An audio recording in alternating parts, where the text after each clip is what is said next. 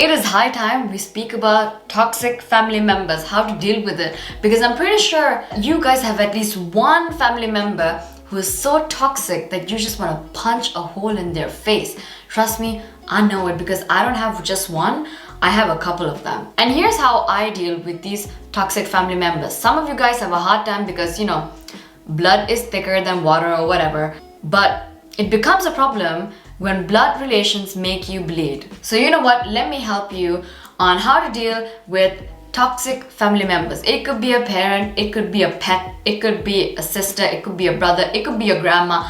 I don't care, okay? This video applies to all. Now, I understand dealing with a toxic family member is way more complicated because this kind of relationship is more difficult to break. But what's the point of having such family members who hurt you, who manipulate you, who use you for their own benefit? What's the point of having such people in your lives? Honestly, something I believe in is that it doesn't matter who it is. I look at everyone as an individual. I don't look at people, oh, it's my family, so it's okay, let them fuck me over. Absolutely not. Absolutely not. So you know what? Let's get into the video. Now here's something. If you don't understand, if you can't figure out if your family is toxic or not, if your family member is toxic or not, here are a few ways you can identify a narcissistic or a toxic family member. If they manipulate you, they will do whatever they need to control you and your life, any situation that they will feel like it's in their best interest. If you have someone like that, yeah, they're toxic. If you have a family member who blames everyone else but themselves for literally everything, especially things about themselves where they have done mistakes, yeah, they're toxic. If you have a family member who takes no responsibility in their actions, because in their mind they can never do wrong, especially these are for fathers, yeah, they're toxic. If you have a family member who have no concern for other people's well-being, feelings, thoughts, they're toxic. If you have a family member who is always judgmental and cruel, they simply have no emotional filter and see no reason to control their thoughts or how they express themselves, they're toxic. If you have a family member who makes you feel guilty for doing something good for you, they're toxic. If you have family members who lie, manipulate, and cheat their way through, they're toxic. And now I'm going to tell you how to deal with it. Number one, which is so freaking important, that is creating boundaries.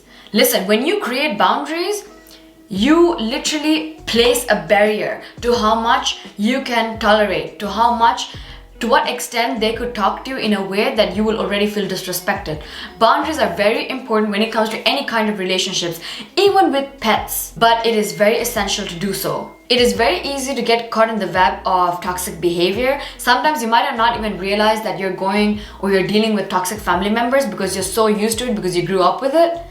So you have no idea how to set boundaries because ever since you were a kid, your boundaries, yeah, they were missing. Your parents never allowed you to have boundaries because, they're family. So you were never allowed to have boundaries. But now that you're an adult and you understand things, it is time you set boundaries. Now, how to set boundaries may take some time for some of y'all to figure out, especially if you have no boundaries in your family whatsoever, not just with you, like literally no one has boundaries.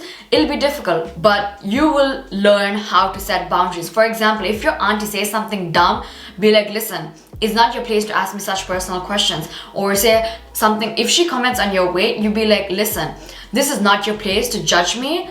This is my personal life. Honestly, I would be more rude, but I'm trying to teach y'all nice things. The point is, toxic people do not want you to have boundaries. Because when you have boundaries, it is hard for them to control you, control your actions. Because a toxic person lives invading on other people's boundaries, other people's lives. So when you don't have boundaries, you are letting them say whatever they want, do whatever they want, whenever, just because they feel like it and they feel comfortable doing so. So that is why it's very important to set boundaries that limits such kind of behaviors. Number two, limit your contact. This may be hard to do because it's your family. I understand because family members often get together, you will see them, but I honestly don't care. For me, for example, I could go to a family member's wedding and I will still literally keep my contact limit. Hi, hello, bye, whatsoever. That's it. Because I don't give a fuck. I don't care if my parents are not happy with my behavior because for them it's fine. They were raised in a way that they don't have boundaries. They were raised in a way to accept such kind of behavior, but I'm not that way. So if someone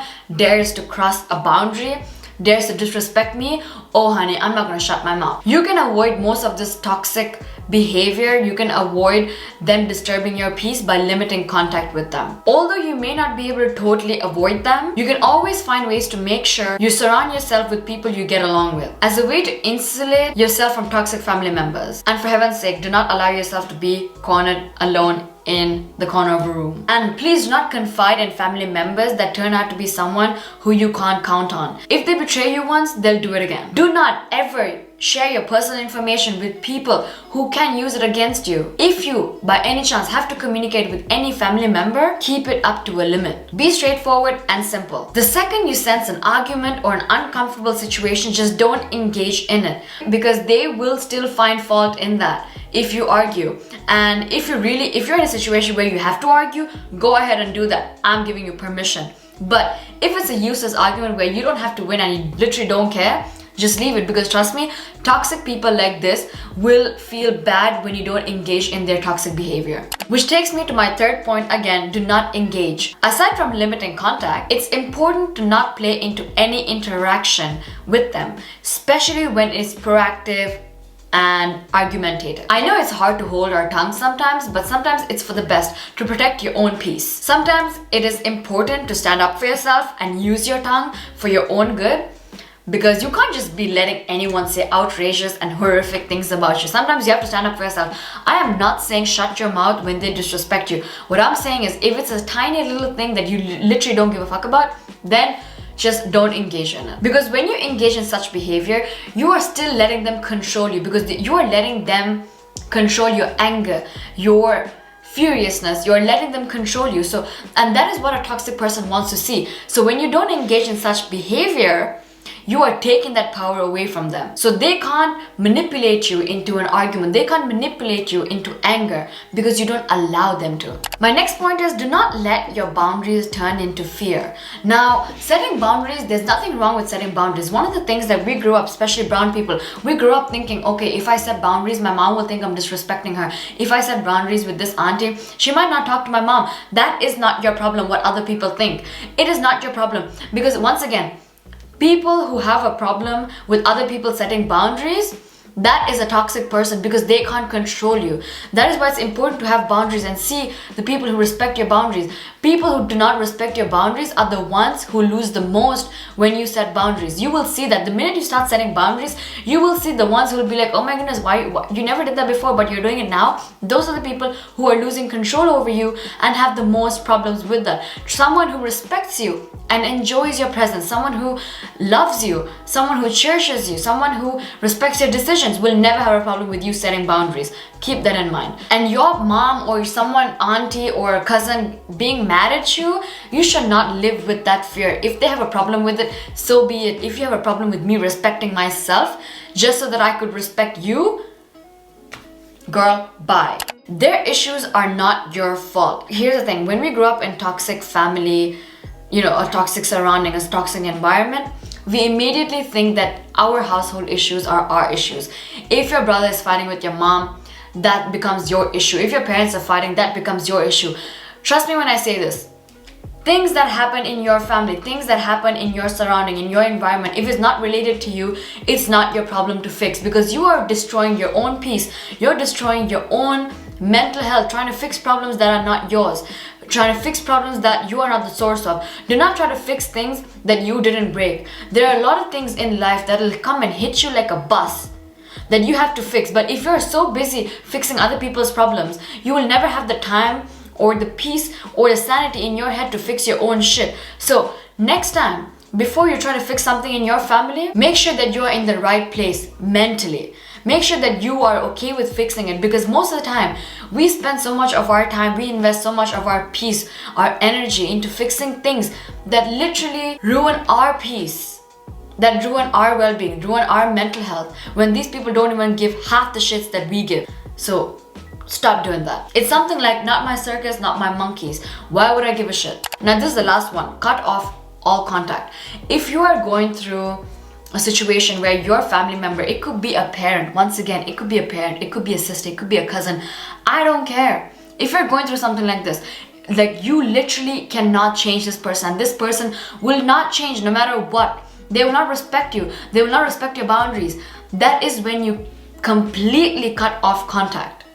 Now, if you're still living under your parents' roof, I could understand, especially if you're brown, until you get married, you will not be able to leave your house. But if you're in a household where you are getting abused, you're getting beaten up, you're being disrespected, they do not allow you to pursue your dreams. There are parents like this who do not let their kids go outside and chase their dreams because parents think they know the best. Yes, that's true. I'm not telling you to disrespect your parents, but sometimes parents, because of their own childhood trauma, because of their own limiting beliefs, because of their own issues or insecurities, they will project them all onto their kids and they will never allow their kids to chase their dreams. And if you really want to do those things, I'm not saying partying and drinking, I'm talking about dreams, goals, your career, your well-being. If you're in a place, if you're in a household, if you're in an environment where your mental health just will not be better with these people, you can see it no matter what you do, it will just not be okay. Make money somehow and get out of that household. Cut off contact. Trust me, sometimes cutting off contact, even temporarily, is the solution. Because sometimes they do not learn. People do not learn, especially family members, because they know they have a hold on you. They know that they can control you because you know what? We're blood. We can do whatever you want. I can literally beat you because you came out of my womb. I can do whatever I want to do because I'm your father, because I'm your blood. Delusional people think like that. Toxic people think like that, and they use your blood, DNA, as an excuse to do all of those things. If you're in such a situation, get out of it, at least temporarily, until they learn a lesson. Sometimes they think that you can't leave, you can't do this, you can't do that. Do it and show it to them. Just do it, trust me. Ever since I cut off my toxic family members, I've never been happy because I don't care what they have to say. I literally don't care. Like my mom, for example, she used to care so much about what people used to think. She always used to worry about what other people would think. She would never think of her own happiness. She would always think about her kids. She never put her happiness first, and that literally killed her mentally. And when I became an adult and I learned self-love, self-respect, I learned all of those things. I taught her those things, and now she's a woman. I'm so proud of her. She's a woman. She stands up to her rights. She stands up to people who literally ruin her mental health. She knows her boundaries. She has finally set boundaries. 45 years of her life, she did not even know what boundaries was because she was raised to shut her mouth. She was raised to be quiet and be patient and deal with it. But now she's a whole different woman, and now people, her family, my dad's family or whatever, I'm not gonna like throw my family business on here, but people respect her more because now she knows how to shut people up, and I'm so glad she did it. So yeah, that's about it for this video. I hope you guys enjoyed this video. If you did, make sure you give this video a thumbs up, and yeah, I'll see you guys in my next video. Bye bye.